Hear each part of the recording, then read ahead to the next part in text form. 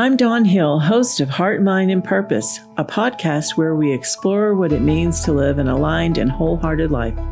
I am a professional counselor with over 25 years of experience and a deep love for meaningful conversation. I bring you honest reflections, soulful questions, and meaningful tools for managing life. Whether you're seeking clarity, connection, or simply a space to breathe, this podcast is here for you. Tune in weekly and join me on the journey.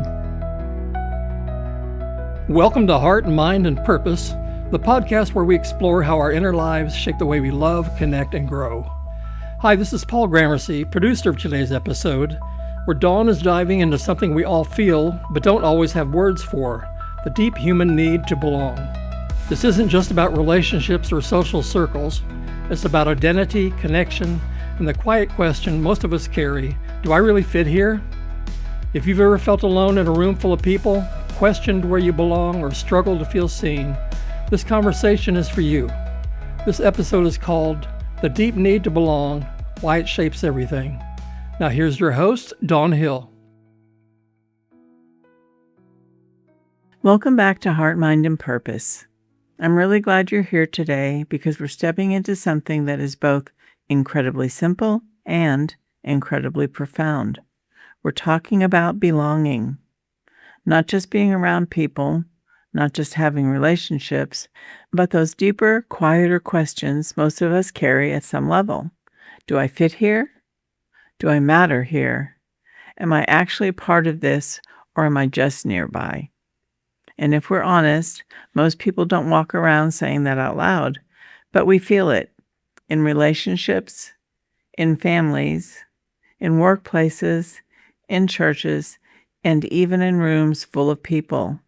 So today we're going to really look at what belonging actually is, why it matters so much, far beyond emotions, why so many people struggle with it, and how we begin to understand and rebuild it in a healthy way. This is a heart conversation, a mind conversation, and very much a nervous system conversation.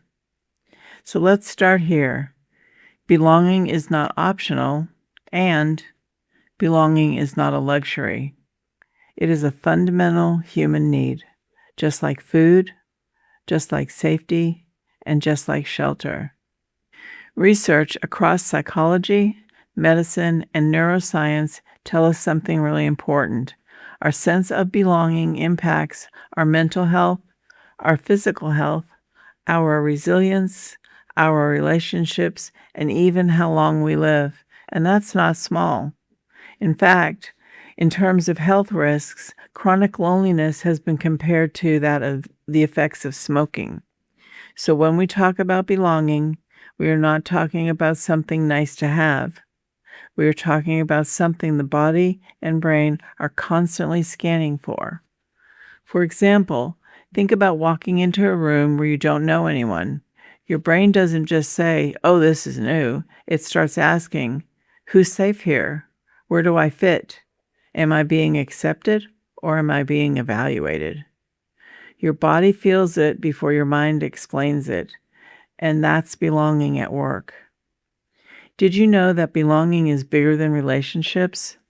Most of us think of belonging as equal to relationships. And yes, that's part of it, but belonging is broader than that. It includes relationships, communities, culture, identity, and even place. For some people, especially indigenous communities, belonging is deeply tied to land and history. It's not just who I'm with, it is also where do I come from. Think about the difference between being in a house versus feeling like you're at home. The same physical space, a completely different internal experience. That's belonging. And here's something we don't often talk about enough. Belonging is not fixed. Belonging is fluid. It moves. You can feel deeply connected in one moment and then question everything in the next. It can shift based on one conversation, one look, one misunderstanding, or even one memory that gets triggered. So here's an example. You could be sitting at dinner with friends, Everyone is talking and laughing, and then someone says something that lands wrong for you, and suddenly you feel quiet, you pull back, and you wonder, did I say something wrong?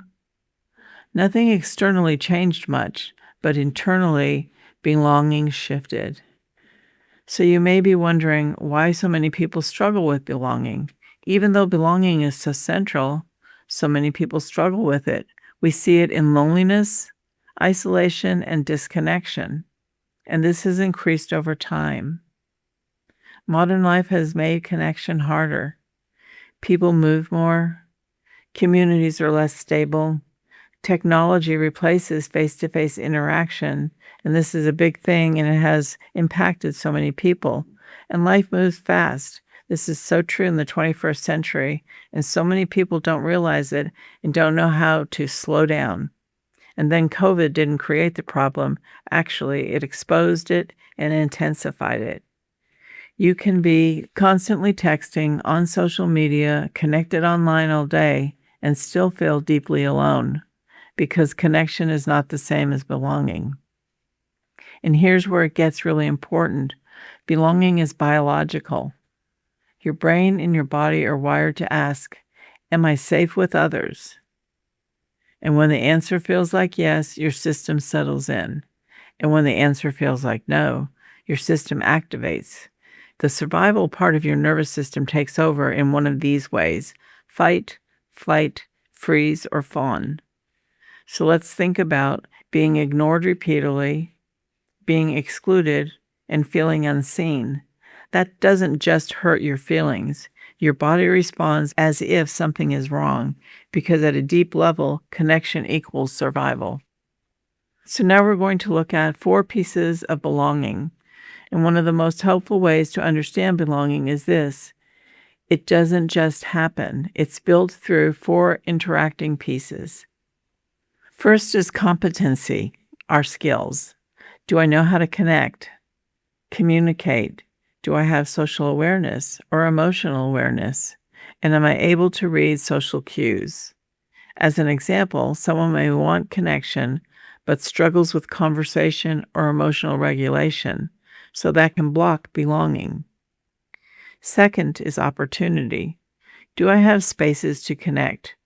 Do I have relationships, community, and access? As an example, a person may have great relational skills, but if they are isolated, as in new to a city or excluded, then they don't have the opportunity. Third is motivation. Do I want to connect?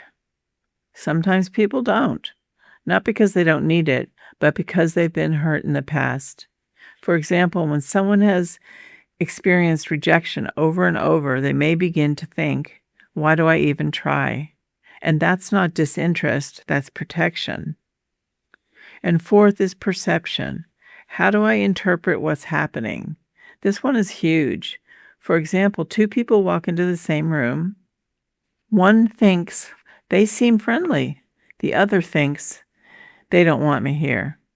It's the same room, different perceptions equal a different story. Belonging is deeply tied to identity. Who you believe you are shapes how you show up, where you connect, and what feels safe. If someone carries the belief, I am not someone who people really want around, they may withdraw or overcompensate or attach to unhealthy groups. But because behavior follows identity. And here's the hard truth: the need to belong can pull people into unhealthy places. If healthy belonging isn't available, people will often settle for any kind of belonging. And this can look like staying in toxic relationships, joining harmful groups, or aligning with beliefs just to feel included, because the need is that strong. So what helps? Belonging grows when we intentionally have support. Skills, which are knowing how to connect, opportunities where we learn to connect, motivation, they feel safe enough to try again, and perception, they are seeing clearly and not through old wounds. And this is where therapy, community, and safe relationships matter so much. At the end of the day, belonging is not just about being included. It is about being seen. It is about being known. It is about being accepted. And it is about being connected. You still can be surrounded by people and still not feel like you belong. Because belonging is not just about proximity, it's about connection. So maybe the question to gently sit with today is this: where do I truly feel like I belong, and where might I still be longing for it? You don't have to solve it all today. Just begin to notice, because awareness is where healing begins. I want to thank you for joining me today on Heart, Mind, and Purpose. If this episode resonated with you, I'd encourage you to share it with someone who might need to hear it too. And as always, until next time, may you be kind to your heart, clear in your mind, and grounded in your purpose. Thanks for being here. Thanks for joining us for this episode of Heart, Mind, and Purpose. If today's conversation on belonging resonated with you, we'd love for you to share it with someone who might need it too. As always, you can find resources, listener handouts, and more at dawnmariehill.com/heart. And don't forget to subscribe so you don't miss the next episode as we keep exploring how the heart, the mind, and our sense of purpose all work together for a life well lived. If you have questions or comments, please contact Dawn at heartmindandpurpose.podcast@gmail.com. Until next time, thanks for listening.